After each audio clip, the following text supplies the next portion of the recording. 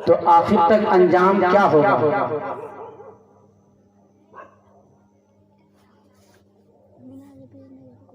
अगर बिस्मिल्लाह जिसकी गलत है, जिस काम का हम इरादा कर रहे हैं, हम 100 बार इस चीज को सोचें, अपने दिल में हम जगह दें। और मैं ये बात दावे के साथ आप हजरात को कहना चाहूंगा कि ये जो मीलाद है ये बराए रस्म है, ये बराए नाम है। हकीकत में गाना बजाने के लिए, डीजे बजाने के लिए, नौजवानों को नाचने के लिए, रंग रंगेली खेलने के लिए ये मीलाद तो एक रस्म के तौर पर हम अदा कर रहे हैं कि लोग ये कहेंगे कि मीलाद नहीं करूंगा, इमाम साहब को नहीं बुलाएंगे, कारी साहब को नहीं बुलाएंगे, हाफिज साहब को नहीं बुलाएंगे, तो लोग कहेंगे कि शादी कर रहा है और मीलाद नहीं करवाया। चलो बराए नाम हम कर लें। निकाह तो अल्लाह के नबी सल्लल्लाहु अलैहि वसल्लम की सुन्नत है। जरा सोचो तो सही कि हमारा इब्तिदा किस चीज से हुआ है, हमारा आगाज जो हुआ किस चीज से हुआ है। ये निकाह के अंदर अगर शैतानी अमल का दखल होगा, इस निकाह के अंदर अगर शैतानी वसवसा अगर दाखिल हो जाएगा, लिख लो मेरी बात को, ये शादी जब तक ये रिश्ता कायम रहेगा कभी आपसी मोहब्बत बरकरार नहीं होगी। क्यों कि बिस्मिल्लाह से तुमने बिस्मिल्लाह को खराब किया है, आखिर तक मामला खराब रहेगा।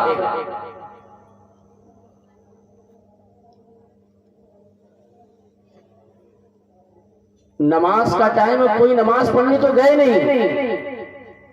8 बजे इशा की नमाज खड़ी होती है। किसी को तौफीक नहीं होगी, मैं समझता हूं, नमाज पढ़ने के लिए। अभी जमात भी खड़ी नहीं हुई है कि यहां गाना बजाना शुरू हो गया। मेरे नौजवान भाइयों, याद रखो, ये जरूरी नहीं है कि मौत तुम्हें बुढ़ापे में आएगी। ये जरूरी नहीं है कि मौत तुम बूढ़ा होने के बाद, 50 साल गुजरने के बाद, 60 साल गुजरने के बाद मौत आएगी। मौत का वक्त जब आएगा तो तुम्हारे पसीने उतर जाएंगे, तुम्हारे छक्के छूट जाएंगे। अरे तुम आज जमीन पे जिस खुदा की बनाई हुई जमीन है, जिस खुदा ने तुम्हें बनाया है, जिस खुदा का ये फरमान है कि ऐ मेरे बंदो, मैंने जमीन को कुन कह करके बनाया, मैंने आसमान को कुन कह करके बनाया, मैंने जमीन के जर्रे जर्रे को कुन कह करके बनाया, मैंने कायनात के जर्रे जर्रे को कुन कह करके बनाया। मगर ऐ इब्ने आदम, जब तुम्हारी बारी आती है, जब मैं तुझे बनाने का इरादा करता हूँ, जब मैं तुझे बनाता हूँ, तो मैंने तुझे अपने मोहब्बत भरी हाथों से बनाया। अल्लाह ने तो अपने हाथों से मुझे बनाया है, बड़ी मोहब्बत से बनाया। किस लिए बनाया? अल इंसु वल जिन्नु इल्ला लियाबुदून। अल्लाह ने इंसान और जिन्नात को सिर्फ और सिर्फ अपनी इबादत के लिए पैदा फरमाया, सिर्फ अपनी इबादत के लिए। बाप बैठा होता है, बेटे का जनाजा सामने से गुजरता है, बाप कंधा दे करके कब्र की गोद में डाल करके आता है। जरा सोचो तो सही कि दादा बैठा होता है, एक मासूम पोता, नौजवान पोते का कंधा दे करके कब्र की गोद में डाल करके आता है। माँ बैठी होती है, दादी बैठी होती है, पोती को कंधा दे करके कब्र की गोद में डाल करके हमको आते हैं। जरा ये तो सोचो कि आखिर उनके साथ कौन सा अमल है, कौन सा नेक अमाल है कि जो उन्होंने कब्र की कब्र के उनके साथ में रहने वाली चीज है, जो कब्र में उनका साथी बन करके रहने वाली है, जो कब्र में उनके सवाल का जवाब बन करके तैयार रहेगी। क्या हम ये समझते हैं कि सिर्फ इंसान जिना की ख्वाहिशात को पूरा करने पर जिना होता है? जी नहीं, बल्कि पैर से भी जिना होता है, हाथ से भी जिना होता है, दिल से भी जिना होता है, आंख से भी जिना होता है, कान से भी जिनाकारी होती है, ब्रेन से भी जिनाकारी होती है। अगर हमारी सोच गलत है, अगर हमारी नजर गलत है, अगर हमारा दिल का इरादा गलत है, अगर हमारे पांव गलत जगह चल करके जा रहे हैं, इन तमाम चीजों से ज़िना होती है। और याद रखो, गलत चीज का सुनना भी ज़िना है, गलत चीज का देखना भी ज़िना है, गलत जगह चल करके जाना भी ज़िना है, और गलत चीजों को पकड़ना ये हाथ का ज़िना है। हम क्या समझ बैठे हैं कि सिर्फ गलत और ख्वाहिशात को पूरा करने से ही गुनाह होता है?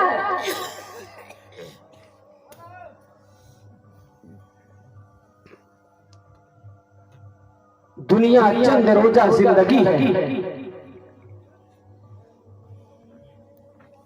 जिंदगी का भरोसा नहीं, कब मौत का बुलावा आ जाए, कब हम कब्र के गढ़ा तक पहुंच जाएं, कब्र की गोद में हमको कब जाना पड़े, किसी को पता नहीं है। अरे हमारे और आपके नबी सल्लल्लाहु अलैहि वसल्लम जो दुनिया के लिए भी रहमत बनकर के आए, अर्श के लिए भी रहमत बनकर के आए, रोज़े महशर के लिए भी रहमत बनकर के आए, पूरी कायनात के लिए रहमतुल लिल आलमीन बना करके अल्लाह ने आपको भेजा।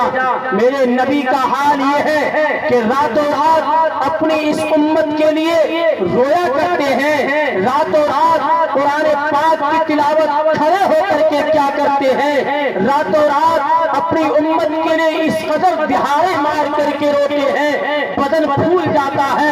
अम्मा आयशा अर्ज़ करती है कि या रसूलुल्लाह सल्लल्लाहु अलैहि वसल्लम, आखिर आप अपने जिस्म को इतनी मुसीबत में क्यों डाल रहे हैं, इतनी परेशानी में क्यों डाल रहे हैं? आप तो बख्शे बख्शाए हैं। अल्लाह ने कुरान पाक में आपके लिए आपकी बशारत और आपके लिए खुशखबरी को नाज़िल फरमा दिया कि आपके अगले और पिछले तमाम गुनाहों को माफ कर दिया गया, फिर भी आप इस कदर रो रहे हैं। अल्लाह के नबी सल्लल्लाहु अलैहि वसल्लम इरशाद फरमाते हैं कि ऐ मेरी आयशा, क्या मैं उस मालिक का, उस खालिक का शुक्र अदा ना करूं जो मेरे अगले और पिछले तमाम गुनाहों को माफ कर दिया?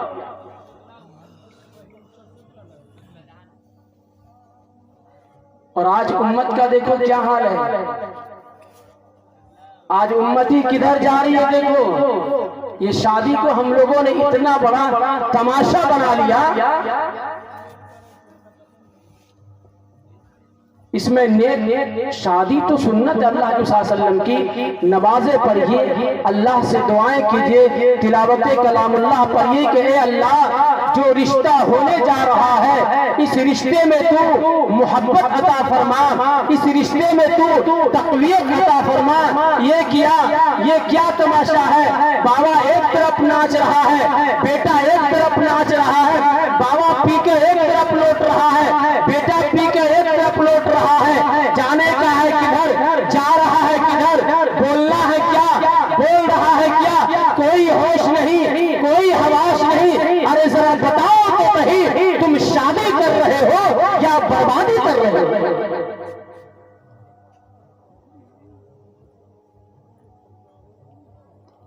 माफ करना मुझे, अगर मेरी बात सच और हक लगती हो तो सुनो, वर नहीं तो आप कह सकते हैं अपनी तकदीर को आप बंद कीजिए। मैं ये मोहताज नहीं हूं कि मैं यहां बोलूंगा तो मेरी बात को आप सुनेंगे, जी नहीं, मैं हक बात आपको बोल कर ही रहूंगा, चाहे आप मुझसे तकरीर करवाइए या मत करवाइए, मुझे इसका कोई परवाह नहीं। मैं आपको कैसे बर्बाद होने दूं, मैं आपको कैसे जहन्नम के गढ़े जाने दूं, मैं आपकी जिंदगी में कैसे बुराई को दाखिल होने दूं?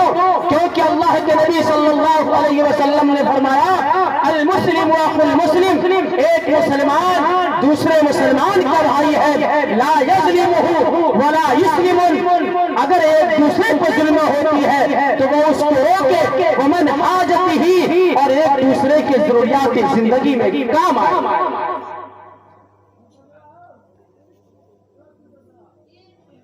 एक नौजवान सहाबी अल्लाह के नबी सल्लल्लाहु अलैहि वसल्लम अचानक उस नौजवान सहाबी को तलब कर लेते हैं। क्या नौजवान सहाबी इधर आओ। वो सहाबी रसूल सल्लल्लाहु अलैहि वसल्लम दरबारे रिसालत में हाजिर होते हैं। अल्लाह के नबी बैठे होते हैं। अल्लाह के नबी सल्लल्लाहु अलैहि वसल्लम उनसे सवाल कर बैठते हैं कि तुम्हारी शादी हुई? वो सहाबी रसूल की आंख से आंसू जारी हो जाता है। सहाबी रोने लगता है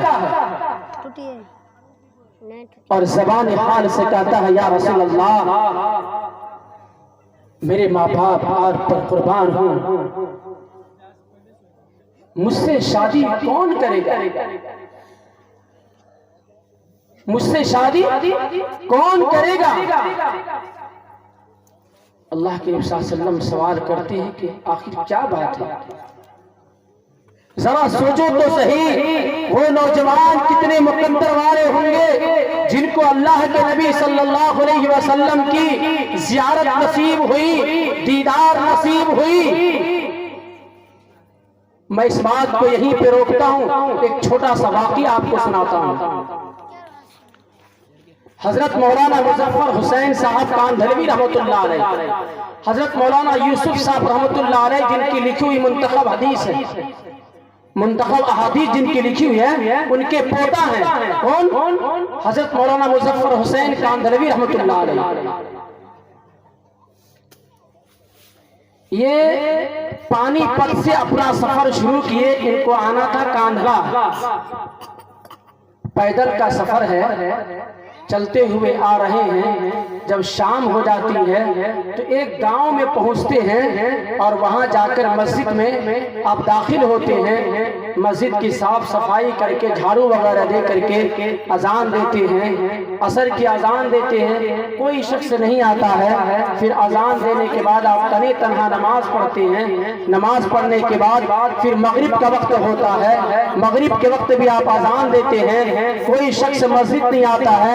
फिर आप नमाज अदा करते हैं।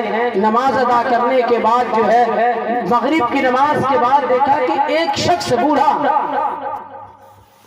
जो आया और आप मौलाना को देख करके वापस चला गया। घर जाता है, एक रोटी लेकर के जब घर से निकलता है, बीवी कहती है कि मेरे प्यारे शौहर, आप रोटी लेके कहां जा रहे हैं? शौहर कहने लगा, मस्जिद में एक अल्लाह का वली है, बड़ा खूबसूरत नौजवान है, लगता है कि अल्लाह का वली भूखा मुसाफिर है, मैं उससे जा रहा हूं ये एक रोटी खिलाने के लिए। बीवी कहने लगी कि ऐसा करो, मेरे हिस्सा की जो रोटी है इस रोटी को भी लेकर के जाओ ताकि उन्हें 2 रोटी खिला देना। एक छोटा सा बच्चा था उनका, वो कहने लगा कि अब्बू, जब माँ बाप रोटी नहीं खाएंगे तो औलाद रोटी कैसे खाएगी? आज है कोई औलाद माँ बाप को ऐसे कहने वाली? जी नहीं। माँ बाप कुहाल में सो रहा है, बाहर जो डाल कहर चबूतरा वहां पे सो रहा है, और हम कहाँ हैं? टीवी रूम में है, बगल में बीवी है। अल्हम्दुलिल्लाह माँ बाप की कोई फिक्र नहीं। और जरा सोचो तो सही, जिसके आस तुम जिस बीवी के शौहर बने हो, उसी माँ बाप का दैन है कि उस बीवी को अपने घर दुल्हन बना करके लाया है। अगर माँ बाप नहीं होते तो आज उसके बेटा की बीवी कहां से बनती?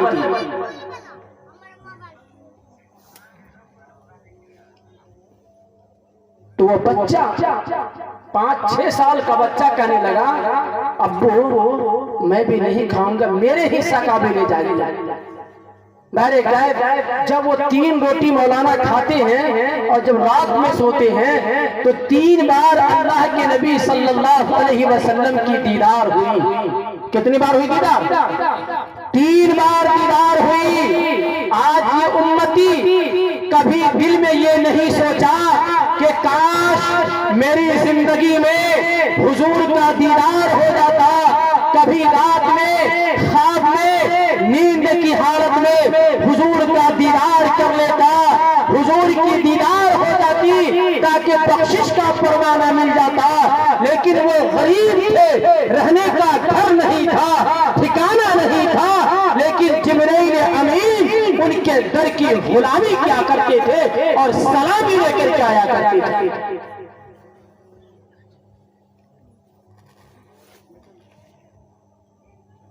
तो नौजवान से अल्लाह के वसल्लम कहते हैं कि तेरी शादी मैं करवाऊंगा, घबराने की जरूरत नहीं है, परेशान होने की जरूरत नहीं है। तू जा फलां सहाबी के घर और जाकर के कह अल्लाह के नबी सल्लल्लाहु अलैहि वसल्लम आपकी बेटी का रिश्ता मेरे साथ करने के लिए कहे हैं। अल्लाह अकबर। हुक्म देखें, वो सहाबी गरीब नौजवान उस सहाबी रसूल सल्लल्लाहु अलैहि वसल्लम के घर हाजिर होता है और कहने लगा कि अल्लाह के नबी सल्लल्लाहु अलैहि वसल्लम आपके घर शादी का पैगाम लेकर के भेजे हैं, आपकी बेटी की मंगनी, आपकी बेटी का रिश्ता मेरे साथ करने के लिए कहे हैं। वो सहाबी रसूल जो खामोश बैठा हुआ था, गमगीन बैठा हुआ था, दिल में ये सोचे हुआ था कि मेरे पास 5 बेटी है। आज का दौर होता, अगर आज के हालात होते तो पता नहीं क्या से क्या हो जाता, लेकिन वो गरीब सहाबी इस सोच में पड़ा हुआ है कि अल्लाह ने मेरी बेटी का रिश्ता कहां कहां मुकर्रर किया है, अल्लाह उसके रसूल ही बेहतर जानते हैं। ये गरीब नौजवान जब पैगाम लेकर के हाजिर होता है, खुशी से वो सहाबी झूम जाते हैं और अर्ज करते हैं, ऐ नौजवान मैं रसूलुल्लाह का हूँ, मेरा घर रसूलुल्लाह का है, मेरी आल रसूलुल्लाह की है, मेरी पूरी औलाद रसूलुल्लाह की है, मेरे घर रसूलुल्लाह सल्लल्लाहु अलैहि वसल्लम शादी का पैगाम भेजे और मेरी ये गैरत गवारा नहीं करे कि मैं हुजूर की बात को इनकार कर दूं। मैं हुजूर की बात को कैसे इनकार कर दूं? मेरा पूरा घराना सरकार के ऊपर कुर्बान कुर्बान कुर्बान, सारा घराना कुर्बान। वो सहाबी रसूल हंसता हुआ, मुस्कुराता हुआ, फिर दरबार रिसालत में हाजिर हुआ, खबर दिया कि या रसूलल्लाह सल्लल्लाहु अलैहि वसल्लम रिश्ता तो मंजूर हो गई है, लेकिन रहने के लिए घर नहीं है और माल भी नहीं है। अकेला नौजवान था, कहीं भी सो जाता था, लेकिन ईमान के अंदर बड़ी पुख्तगी थी। ईमान इतना मजबूत कि मारने वाले थक जाते, लेकिन उनके ईमान में हरकत नहीं होती। ईमान इतना मजबूत कि मारने वाले परेशान हो जाते, लेकिन उनके ईमान को कोई हिला नहीं सकता, क्योंकि उनकी जबान की बात है, उनकी जबान की ये बात है कि ये ईमान सिर्फ जबान की नोक पे नहीं है कि तुम बाहर निकाल दोगे, बल्कि ये जबान बदन के अंदर जितने रगे हैं और रगों के साथ जो खून का सर्कुलेशन होता है, जो खून का दौरान होता है, इस खून के एक कतरे में ईमान की हकीकत मौजूद है। तुम मेरे ईमान को मेरे दिल से निकाल सकते हो, हो, मेरी ज़बान से निकाल सकते हो, लेकिन खुदा की कसम तुम मेरे ईमान को मेरे खून के कतरे से बाहर नहीं निकाल सकते। अल्लाह के रसूल सल्लल्लाहु अलैहि वसल्लम से अर्ज करने लगा कि मेरे पास घर नहीं है, माल भी नहीं है। कहा कि जा सबसे बड़े ताजिर के पास, सबसे बड़े बिजनेसमैन के पास, हजरत उस्मान रज़ी अल्लाह तआला अन्हु के पास, और जाके कहा कि अल्लाह के रसूल सल्लल्लाहु अलैहि वसल्लम भेजे हैं, मुझे कुछ दिनार कर्ज दीजिए ताकि मैं अपनी जरूरियात को मुकम्मल करूं। ये गरीब नौजवान पहुंचते हैं सैयदना उस्मान गनी रज़ी अल्लाह तआला अन्हु के पास, और जाकर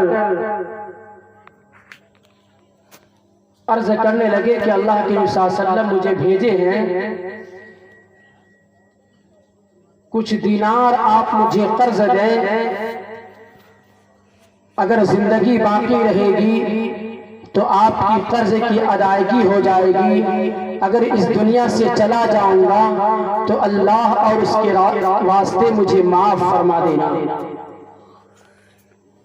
आपको दिनार कर्ज मिलता है, आप मदीने के बाजार में पहुंचते हैं, आप जाकर के बाजार के अंदर मार्केटिंग का काम करते हैं, उसके बाद आप आते हैं, अब रहने के लिए एक छोटी सी झोपड़ी तैयार करते हैं। जब ये तैयार हो जाती है, आप रात में उस मकान में सोते हैं, कान में ये आवाज आती है कि इनफिरू फी सबीलिल्लाह, ऐ मुसलमानों, ऐ ईमान वालों, निकलो जिहाद में, क्योंकि कुफ्र इस्लाम को ललकार रहा है, कुफ्र इस्लाम को दबाने की कोशिश कर रहा है, कुफ्र इस्लाम को मिटाने की कोशिश कर रहा है।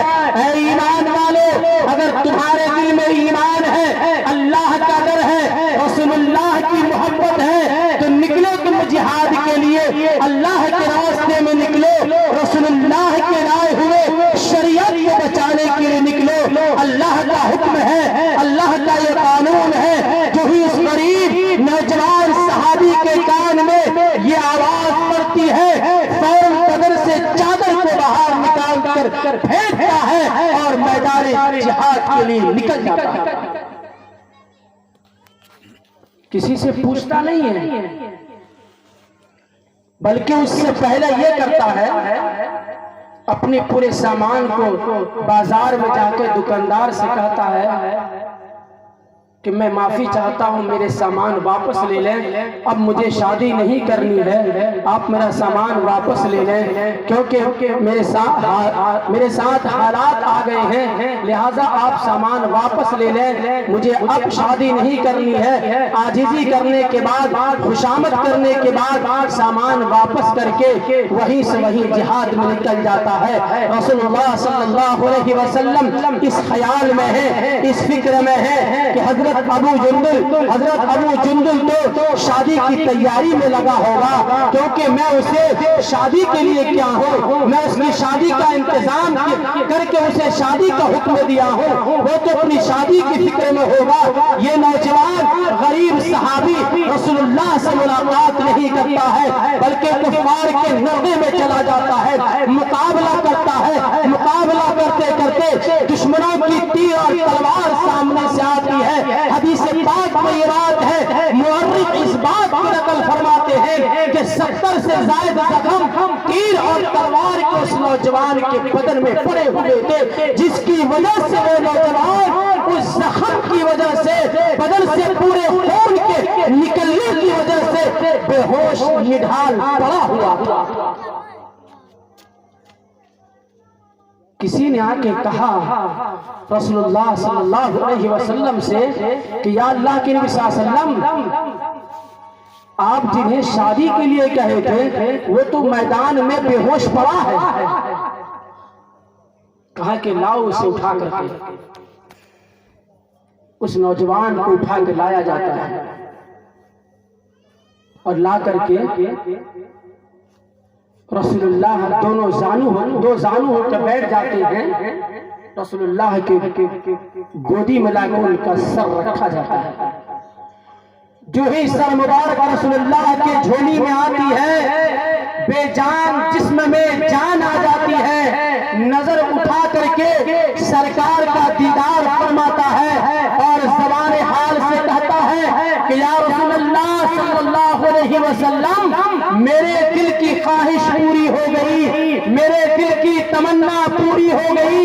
मेरे दिल की ख्वाहिश थी, मेरे दिल की अरमान थी, मेरे दिल की आरज़ू ये थी कि मैदाने जंग होता, चिलचिलाती हुई धूप होती, रमजान का महीना होता रसूल, और उस जंग में मैं शामिल हो जाता, मुझे बेहोश कर दिया जाता, दुश्मन की तीर और तलवार से मुझे बेहोश गिरा दिया जाता और मुझे उठा करके लाके रसूलुल्लाह के गोद में रखा जाता।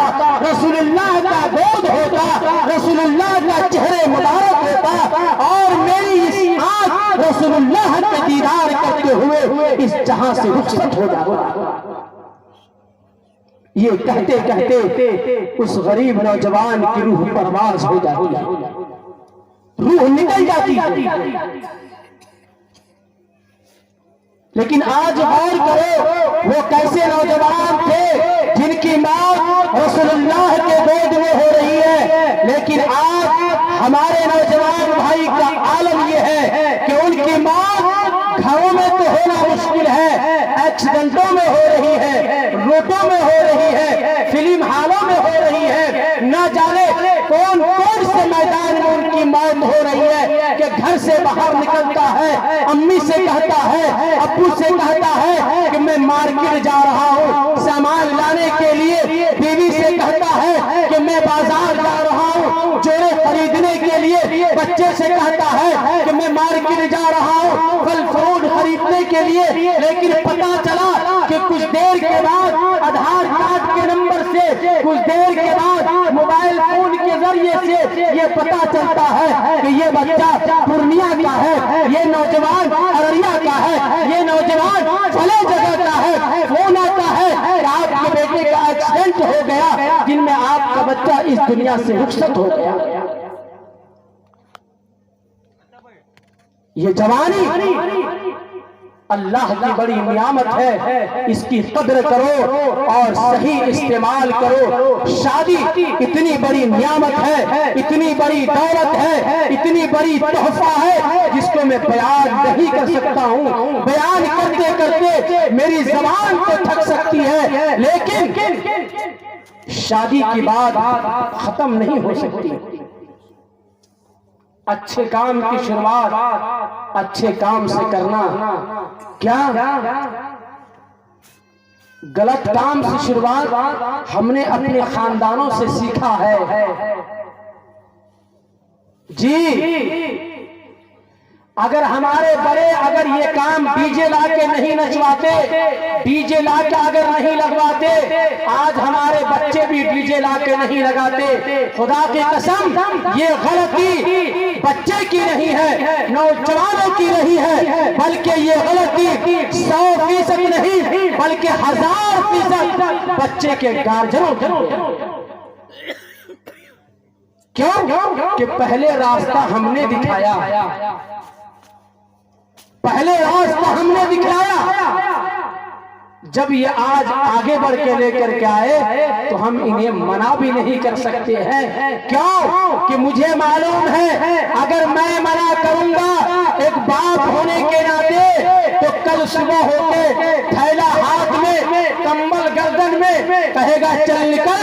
क्यों नहीं निकालेगा?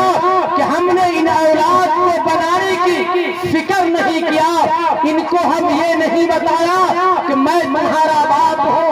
बाप जन्नत के दरवाजों में से बीच का दरवाजा है। इनको मैं नहीं सिखलाया कि माँ के कदमों के नीचे जन्नत है। अल जन्नतु तहता अक़दामिल उम्महात, माँ के कदमों के नीचे जन्नत है। अरे जरा सोचो तो सही, आखिर क्या बात है, आखिर क्या वजह है कि अल्लाह तबारक व तआला ने इतनी खूबसूरत जन्नत को, इतनी बेहतरीन जन्नत को, पूरी जन्नत को समेट करके, पूरी जन्नत को उठा करके लाके माँ के कदम में लाके डाल दिया, औरत के कदम में लाके डाल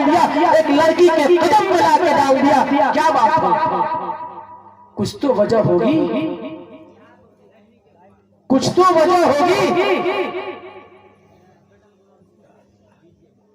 औरत का इतना बड़ा मकाम है, मर्द से 3 गुना बड़ा मकाम औरत का है, और मर्द का मकाम 1 गुना बड़ा है।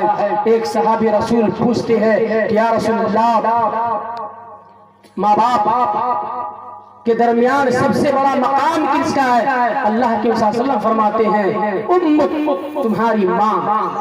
फिर दोबारा सवाल करता है, अल्लाह के नबी फरमाते हैं उम्मुक, तुम्हारी माँ। फिर तीसरी बार सवाल किया जाता है, अल्लाह के नबी फरमाते हैं उम्मुक, तुम्हारी माँ। जब चौथी बार वो नौजवान सवाल करता है, अल्लाह के नबी कहते हैं अबू का, तुम्हारे बाप। मेरे दोस्तों, अल्लाह से डरो।